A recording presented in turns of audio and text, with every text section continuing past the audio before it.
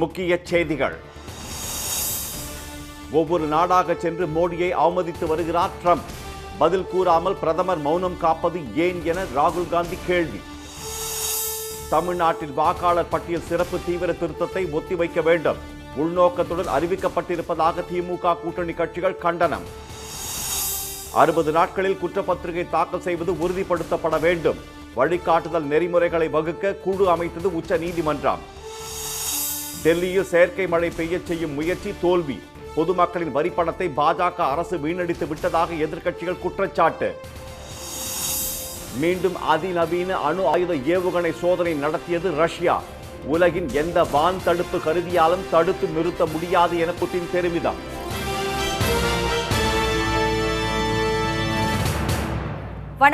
வணக்கம். அமெரிக்க அதிபர் ட்ரம்பை கண்டு பிரதமர் திரு மோடி அச்சப்படுவதாக எதிர்க்கட்சித் தலைவர் திரு ராகுல் காந்தி குற்றம் சாட்டியுள்ளார். பெஹல்காம் தாக்குதலை தொடர்ந்து மே 7ஆம் தேதி பாகிஸ்தான் மீது ஆபரேஷன் சிந்தூர் நடவடிக்கையை இந்திய ராணுவம் மேற்கொண்டது. இரு நாடுகள் இடையிலான போர் உடனடியாக நிறுத்தப்படுவதாக மே 10ஆம் தேதி ட்ரம்ப் தமது ட்ரூத் சோஷியல் சமூக வலைதளத்தில் திடீரென அறிவித்தார். இது அரசியல் வட்டாரத்தில் பெரும் பேசுபொருளாக மாறியது. பீகாரின் முசாஃபர்பூரில் நடைபெற்ற தேர்தல் பிரச்சார பொதுக்கூட்டத்தில் பேசிய திரு ராகுல் காந்தி பீகாரில் பாஜக கூட்டணி ஆட்சியால் மாநிலம் பின்தங்கிவிட்டதாக குற்றம் சாட்டினார். மேலும் இந்தியா பாகிஸ்தான் போரை நிறுத்தியதாக ட்ரம்ப் தொடர்ந்து கூறி வரும் நிலையில் அவருக்கு திரு மோடி தைரியமாக பதில் அளிக்க வேண்டும் என்றும் வலியுறுத்தினார். 50 முறைக்கு மேல் ட்ரம்ப் கூறியும் இதுவரை பிரதமர் மௌனமாக இருப்பது ஏன் என்றும் திரு ராகுல் காந்தி கேள்வி எழுப்பியுள்ளார். ட்ரம்ப் பொய் கூறுகிறார் என நேரடியாக கூற முடியாதவர்கள் எப்படி பீகார் முன்னேற்றத்திற்கு பாடுபடுவார்கள் என்றும் அவர் கேள்வி எழுப்பினார். ட்ரம்ப் ஒவ்வொரு நாடாக சென்று பிரதமர் திரு மோடியை அவமதித்து வருவதாகவும் கடைசியாக தென்கொரியாவில் ஆசிய பசிபிக் பொருளாதார கூட்டமைப்பு மாநாட்டில் பேசிய போது 250% வரி விதிப்பதாக கூறி போரை நிறுத்தியதாகவும் மோதலில் 7 விமானங்கள் சுட்டு வீழ்த்தப்பட்டதாகவும் கூறியுள்ளார் என்று எதிர்க்கட்சித் தலைவர் திரு ராகுல் காந்தி குறிப்பிட்டார். ட்ரம்பின் கருத்துக்கு திரு மோடி பயப்படாமல் பதிலளிக்க வேண்டும் என்றும் அவர் வலியுறுத்தியுள்ளார். மேலும் இதே கருத்தை திரு ராகுல் காந்தி தமது எக்ஸ் வலைதள பக்கத்திலும் பதிவிட்டுள்ளார். ரஷ்யாவிடம் இந்தியா கச்சா எண்ணெய் வாங்காது என்று அறிவிக்க ட்ரம்புக்கு திரு மோடி அனுமதி அளித்தது எப்படி என்று கேள்வி எழுப்பியுள்ள திரு ராகுல் காந்தி பல முறை அவமதித்த பிறகும் ட்ரம்புக்கு தொடர்ந்து திரு மோடி வாழ்த்து செய்தி அனுப்பி கொண்டிருக்கிறார் என்றும் கடுமையாக விமர்சித்துள்ளார். இதேபோல் ஆபரேஷன் சிந்தூரை நிறுத்தியதாக 56வது முறையாக ட்ரம்ப் கூறியுள்ள நிலையில் பிரதமர் இன்னும் அமைதியாக இருக்கிறார் என்று காங்கிரஸ் பொதுச் செயலாளர் திரு ஜெயராம் ரமேஷும் தமது எக்ஸ் வலைதள பக்கத்தில் சாடியுள்ளார். தமிழகத்தில் அறிவிக்கப்பட்டுள்ள சிறப்பு வாக்காளர் பட்டியல் திருத்த நடவடிக்கையை ஒத்திவைக்க வேண்டும் என்று திமுக கூட்டணி கட்சிகள் வலியுறுத்தியுள்ளன. பீகாரை தொடர்ந்து தமிழ்நாடு, புதுச்சேரி, கேரளா, மேற்கு வங்கம் உட்பட 12 மாநிலங்களில் வாக்காளர் பட்டியல் சிறப்பு தீவிர திருத்தம் மேற்கொள்ளப்பட உள்ளதாக தலைமை தேர்தல் ஆணையர் திரு ஞானேஷ்குமார் கடந்த 27ஆம் தேதி அறிவித்தார். இதற்கான பணிகள் வரும் 4ஆம் தேதி தொடங்கும் என்ற அவர் வரைவு பட்டியல் டிசம்பர் 9ஆம் தேதியும் இறுதி வாக்காளர் பட்டியல் பிப்ரவரி 7ஆம் தேதியும் வெளியிடப்படும் என்று கூறினார். இந்த நிலையில் தமிழகத்தில் உள்ள அனைத்து மாவட்ட தேர்தல் அதிகாரிகள் தலைமையில் சிறப்பு கூட்டம் நேற்று நடைபெற்றது. இந்த கூட்டத்தில் வாக்காளர் பட்டியலில் சிறப்பு தீவிர திருத்தும் பணிகள் எவ்வாறு செய்ய வேண்டும் என்பது குறித்து வாக்குச்சாவடி அலுவலர்களுக்கு பயிற்சி அளிக்கப்பட்டது. மாநிலம் முழுவதும் 70,000 பேருக்கு பயிற்சி அளிக்கப்பட்டு தேர்தல் பணிகளில் ஈடுபடுத்த திட்டமிடப்பட்டுள்ளது. இவர்கள் 3 முறை வாக்காளர்களின் வீடுகளுக்கு சென்று சிறப்பு தீவிர திருத்தும் பணிகளில் ஈடுபடுவார்கள். இதனிடையே அரசியல் கட்சிகளின் கருத்துக்களை கேட்பதற்காக தமிழக தலைமை தேர்தல் அதிகாரி திருமதி அர்ச்சனா பட்நாயக் தலைமையில் அனைத்து கட்சி கூட்டம் சென்னை தலைமை செயலகத்தில் நேற்று நடைபெற்றது. இந்த கூட்டத்தில் திமுக, அதிமுக, காங்கிரஸ், பாஜக, கம்யூனிஸ்ட், தேமுதிக உள்ளிட்ட தமிழ்நாட்டில் அங்கீகரிக்கப்பட்ட 12 அரசியல் கட்சி நிர்வாகிகள் பங்கேற்றனர். 3 மணி நேரம் நீடித்த இந்த கூட்டத்தில் வாக்காளர் பட்டியல் சிறப்பு சீர்திருத்த நடவடிக்கைகள் குறித்து அதிகாரிகள் விளக்கம் அளித்தனர். பின்னர் செய்தியாளர்களை சந்தித்த திமுக கூட்டணி கட்சியினர் தமிழக மக்கள் வாக்காளர் பட்டியல் சிறப்பு தீவிர சீர்திருத்தத்தை ஏற்க மாட்டார்கள் என்று கூறினர். உள்நோக்கத்துடன் அவசர கோலத்தில் அறிவிக்கப்பட்டுள்ள வாக்காளர் பட்டியல் சிறப்பு சீர்திருத்த நடவடிக்கையை ஒத்திவைக்க வேண்டும் என்று வலியுறுத்தினர். பீகாரை போன்று தமிழகத்திலும் வாக்காளர் பெயர்கள் நீக்கப்படும் என்ற அச்சம் உள்ளதாக கூறிய அவர்கள் கடந்த 27ஆம் தேதி தமிழகத்தில் அனைவரது வாக்குரிமையும் நிறுத்தி வைக்கப்பட்டிருப்பது ஏற்க முடியாது என்று கூறினர். எஸ்ஐஆர் என்பது தமிழ்நாட்டை பொறுத்த மட்டும் அவசர கோலத்தில் போடப்பட்டிருக்கிறது. ஏதோ ஒரு உள்நோக்கத்தோடு போடப்பட்டிருக்கிறது. இப்போ வெளிப்படையாக சொல்லணும்னா யாரையும் கேட்காம கொள்ளாமல் இந்த கட்சியும் கேட்காம வாக்காளர் பட்டியலை ஃப்ரீஸ் பண்ணிட்டாங்க. இன்றைக்கி நானும் நீங்கள் எல்லாம் நின்று பேசுகிறோம். அன்றைக்கி நமக்கு யாருக்குமே ஓட்டுரிமை கிடையாது. நம்ம உரிமைகள் எல்லாம் ஃப்ரீஸ் பண்ணப்பட்டு விட்டு இந்த காலகட்டத்தில் இப்படி ஒரு அனைத்து கட்சி கூட்டுறது செத்த பணத்தை போஸ்ட்மார்ட்டம் பண்ணுற மாதிரி இருக்குது. தலைவர் ராகுல் காந்தி அவர்கள் நாடு முழுவதும் எழுப்பியிருக்கிற அந்த கேள்விகளுக்கு இதுவரை தேர்தல் ஆணையம் பதிலளிக்கவில்லை. அது கர்நாடகத்திலும், மகாராஷ்டிரத்திலும், ஹரியானாவிலும், மற்ற மாநிலங்களிலும், பீகாரிலும் இன்றைக்கு தேர்தல் ஆணையம் நடந்த விதம் மக்களுக்கு எதிரானது. மக்கள் வாக்குரிமையை பறிப்பதாக அது அமைந்திருக்கிறது. ஆகவே மக்கள் உரிமையை காப்பதற்கு தமிழக சட்டமன்றத்தில் முடிந்த பிறகு நடத்த வேண்டும் என்று வற்புறுத்தியிருக்கிறோம்.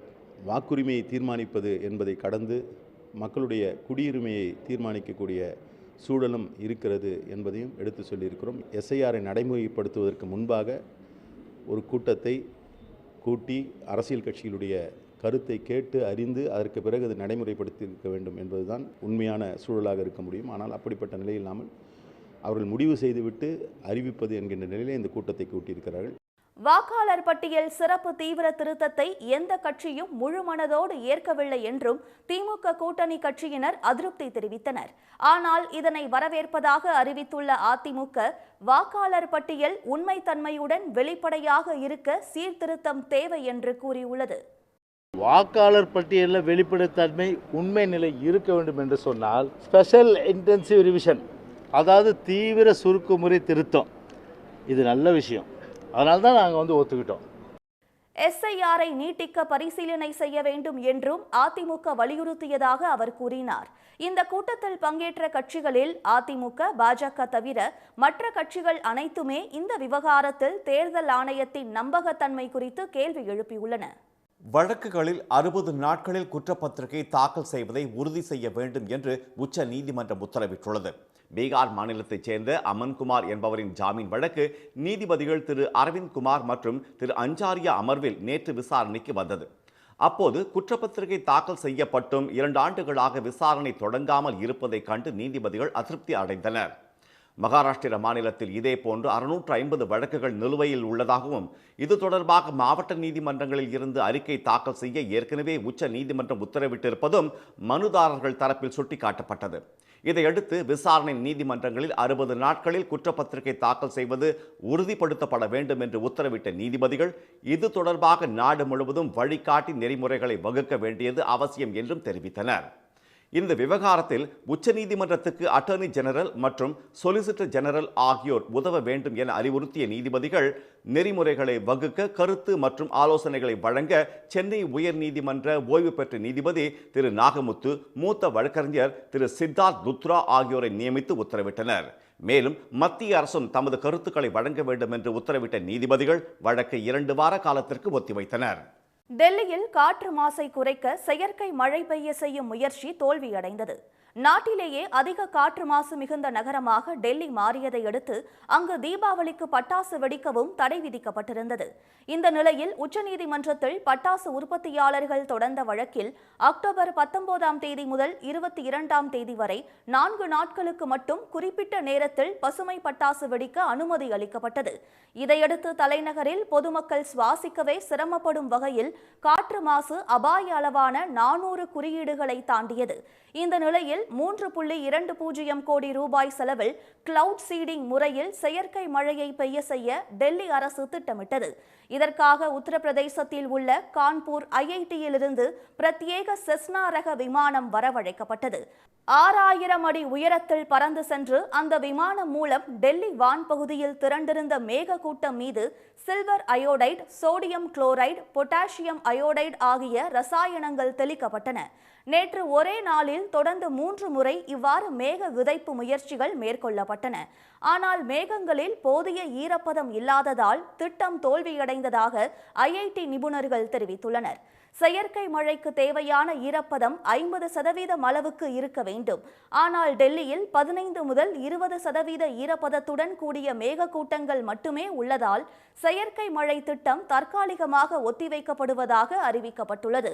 இதற்கு கண்டனம் தெரிவித்துள்ள காங்கிரஸ், ஆம் ஆத்மி உள்ளிட்ட எதிர்க்கட்சிகள் மக்களின் வரிப்பணம் வீணடிக்கப்பட்டிருப்பதாக சாடியுள்ளன.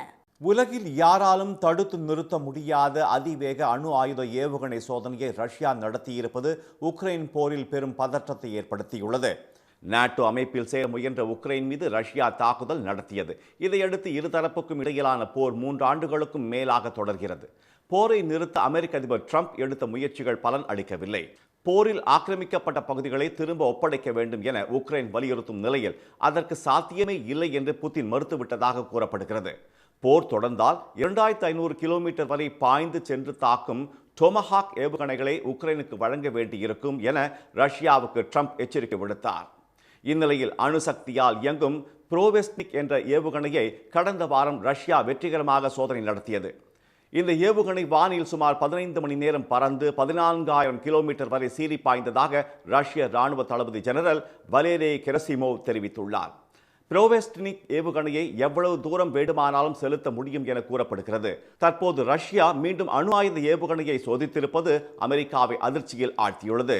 போசிடன் என்னும் புதிய அணு ஆயுத ஏவுகணை சோதனையை வெற்றிகரமாக நடத்தியதாக புதின் அதிகாரப்பூர்வமாக அறிவித்துள்ளார். உக்ரைனுக்கு எதிரான போரில் காயமடைந்த வீரர்களை மாஸ்கோ மருத்துவமனைகளில் அதிபர் புதின் நேரில் சந்தித்து ஆறுதல் தெரிவித்தார். அப்போது செய்தியாளர்களிடம் பேசிய புதின் போசிடன் ஏவுகணை சோதனை மிகப்பெரிய வெற்றி என்று தெரிவித்தார்.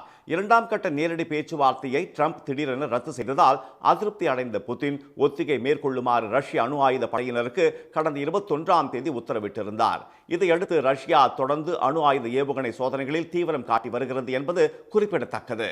மோந்தா புயல் பாதிப்பு காரணமாக ஆந்திரா மற்றும் தெலுங்கானாவின் பல்வேறு மாவட்டங்களில் இயல்பு வாழ்க்கை முடங்கியுள்ளது. வங்கக்கடலில் உருவான மோந்தா புயல் ஆந்திராவின் காக்கிநாடா அருகே அந்தர்வேதிபாளையம் என்னும் இடத்தில் நேற்று முன்தினம் கரையை கடந்தது. அப்போது ஆந்திராவின் கடலோர மாவட்டங்களில் மணிக்கு 110 கிலோமீட்டர் வேகத்தில் பலத்த சூறைக்காற்று வீசியதுடன் இடி மின்னலுடன் மழை வெளுத்து வாங்கியது. கனமழை காரணமாக ஆந்திராவின் பல்நாடு மாவட்டத்தில் சிகலூர்பேட்டை பர்கூர் ஆற்று ஓடையில் 9,000 கன அடி வெள்ள நீர் திறந்து விடப்பட்டது. ஊரில் வெள்ள நீர் புகுந்து விடாமல் தடுக்க உப்பத்தூர் கால்வாய் வழியாக தண்ணீரை திருப்பி விட்டதால் தாழ்வான கிராமங்கள் வெள்ளத்திலிருந்து தப்பின. அந்த பகுதியில் உள்ள பிரார்த்தனை மண்டபம் ஒன்றில் 20 பேர் சிக்கிக் கொண்டதாக தகவல் கிடைத்தவுடன் போலீசார் வருவாய்த்துறையினருடன் இணைந்து அவர்களை பத்திரமாக மீட்டு பாதுகாப்பான பகுதிக்கு அழைத்து சென்றனர்.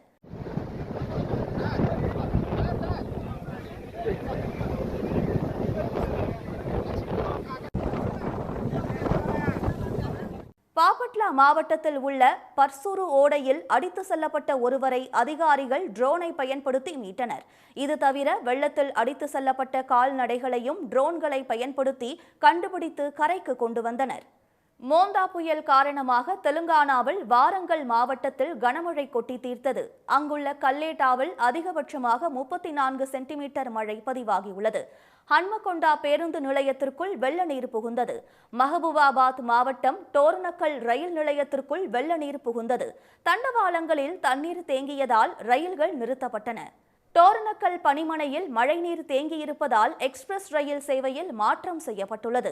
அதன்படி கோவையிலிருந்து ஜார்க்கண்ட் மாநிலம் தன்பாத் செல்லும் சிறப்பு ரயில் இன்று முதல் மோதி மாறி ராய்ப்பூர் நாக்பூர் வழியாக இயக்கப்படும் என்று தெரிவிக்கப்பட்டுள்ளது. சென்னை சென்ட்ரலிலிருந்து ஸ்ரீ மாதா வைஷ்ணவா தேவி கத்ரா செல்லும் எக்ஸ்பிரஸ் ரயில் ராஜ்பூர் நாக்பூர் வழியாக இயக்கப்படும் என்று அறிவிக்கப்பட்டுள்ளது. மோந்தா புயலால் பாதிக்கப்பட்ட பகுதிகளை பார்வையிட்ட முதலமைச்சர் திரு சந்திரபாபு நாயுடு அதிகாரிகளுடன் ஆலோசனை நடத்தினார். மீட்பு பணிகளை முடுக்கிவிடுமாறு அறிவுறுத்திய அவர் நிவாரண பணிகள், மின்சாரம் மற்றும் சாலை மறுசீரமைப்பை உடனடியாக மேற்கொள்ளுமாறு அதிகாரிகளுக்கு உத்தரவிட்டார். தஞ்சாவூரில் கூலி தொழிலாளியின் மனைவிக்கு 60,40,000 ரூபாய் அபராதம் விதித்து 1 மாதத்தில் செலுத்துமாறு திண்டுக்கல் வணிக வரித்துறை நோட்டீஸ் அனுப்பியிருப்பது அதிர்ச்சியை ஏற்படுத்தியுள்ளது. தஞ்சாவூர் மாவட்டம் சாலியமங்கலம் கிராமத்தைச் சேர்ந்தவர் உதயராஜ். கட்டிட தொழிலாளியான இவரது மனைவி சுகன்யாவுக்கு கடந்த 7ஆம் தேதி திண்டுக்கல் வணிக வரித்துறை அலுவலகத்தில் இருந்து ஒரு நோட்டீஸ் வந்துள்ளது.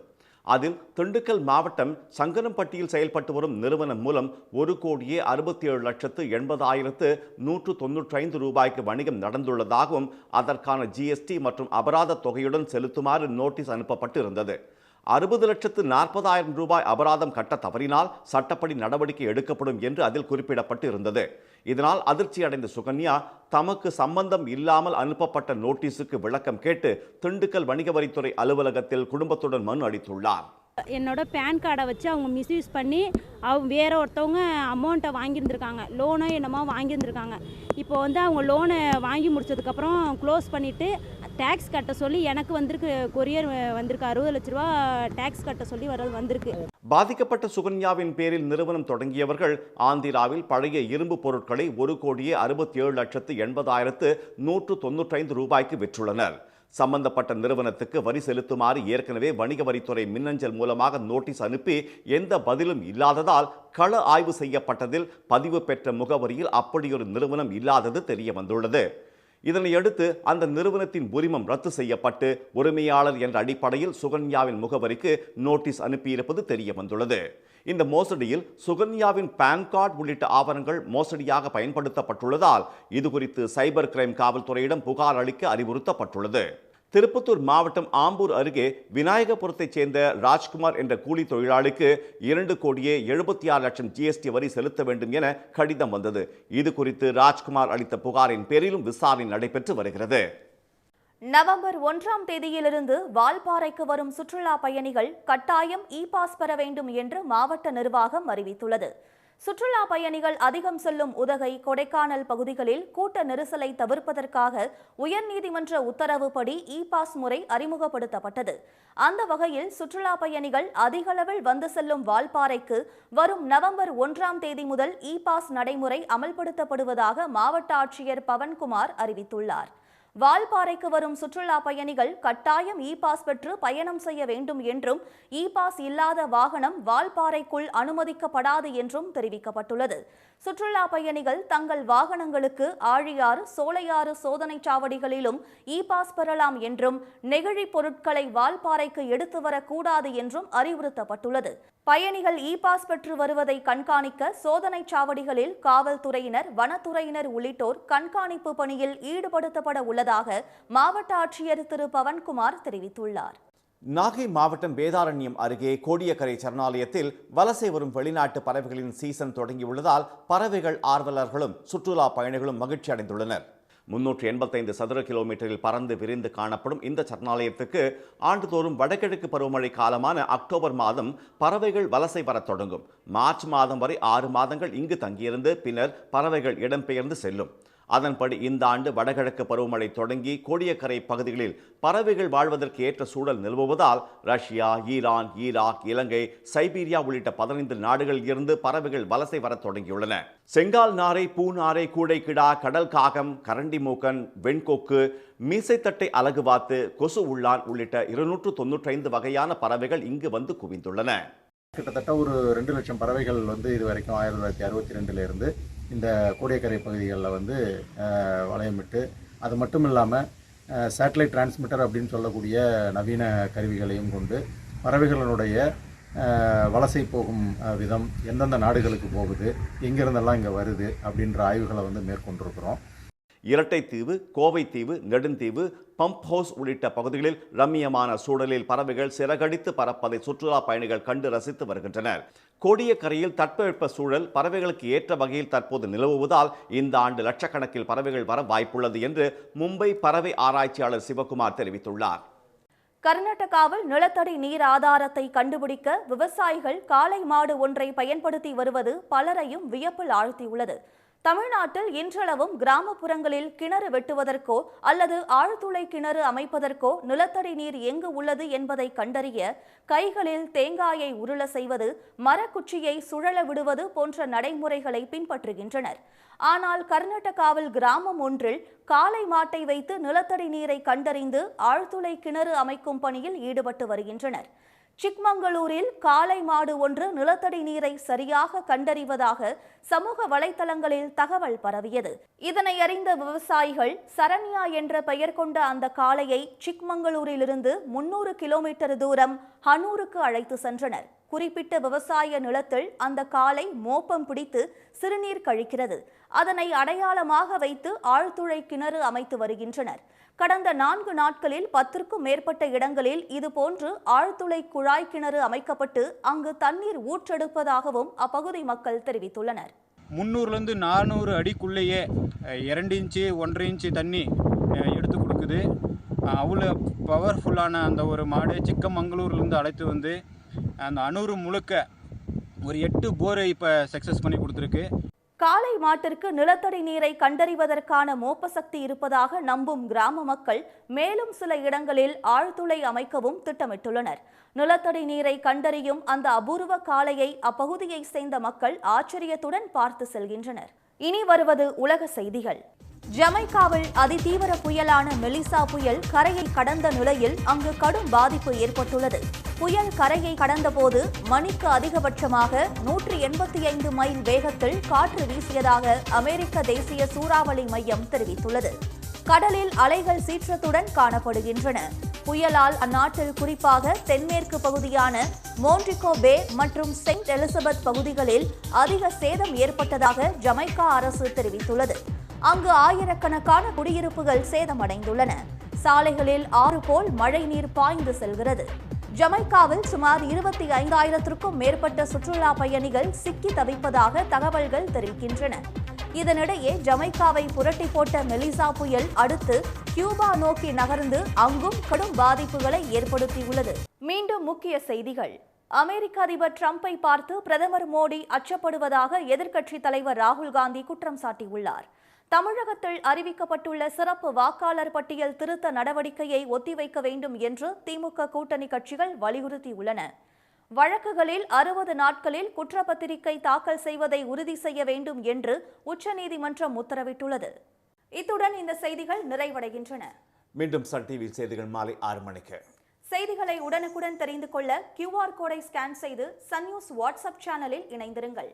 வணக்கம். வணக்கம். உடனுக்குடன் செய்திகளை தெரிந்து கொள்ள சன் நியூஸ் பெல் ஐகானை கிளிக் பண்ணுங்க.